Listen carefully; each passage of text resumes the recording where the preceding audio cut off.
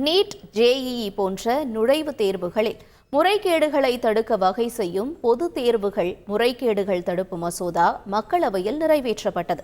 கடந்த சில ஆண்டுகளில் வினாத்தாள்களின் கசிவு, திட்டமிட்ட மோசடிகள் ஆகியவை காரணமாக தேர்வுகள் ரத்து செய்யப்பட்டதால் லட்சக்கணக்கான மாணவர்கள் பாதிப்படைந்தனர். அதை தடுப்பதற்காக இந்த மசோதா கொண்டுவரப்பட்டுள்ளது. இந்த மசோதா மக்களவையில் திங்கட்கிழமை தாக்கல் செய்யப்பட்ட நிலையில் செவ்வாய்க்கிழமை விவாதத்திற்கு எடுத்துக் கொள்ளப்பட்டு நிறைவேற்றப்பட்டுள்ளது.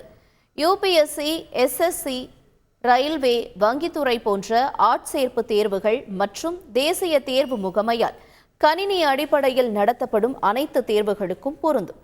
இந்த மசோதா பொருந்தும் என்று அறிவிக்கப்பட்டுள்ளது.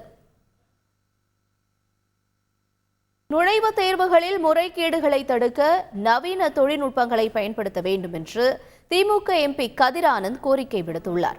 மக்களவையில் பொது தேர்வுகளில் நடைபெறும் நியாயமற்ற வழிமுறைகள் தடுப்பு மசோதா விவாதத்திற்கு எடுத்துக் கொள்ளப்பட்டது. இதில் கலந்து கொண்டு பேசிய கதிர் ஆனந்த், தேர்வுகளுக்கு தயாராகும் மாணவர்களுக்கு மொழி ஒரு பிரச்சனையாக இருக்கின்ற காரணத்தால் அவர்கள் முறைகேடுகளில் ஈடுபடுவதாக கூறினார்.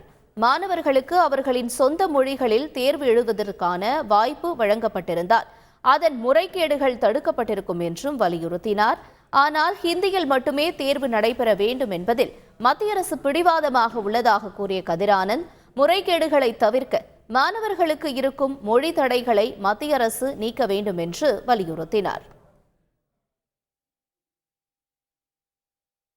போட்டித் தேர்வுகளை முற்றாக கைவிட வேண்டும் என்று விடுதலை சிறுத்தைகள் கட்சியின் எம்பி திருமாவளவன் வலியுறுத்தியுள்ளார். மக்களவையில் நுழைவுத் தேர்வுகளில் முறைகேடுகளை தடுக்க வகை செய்யும் மசோதா மீதான விவாதத்தில் கலந்து கொண்டு பேசிய அவர் இதனை தெரிவித்தார்.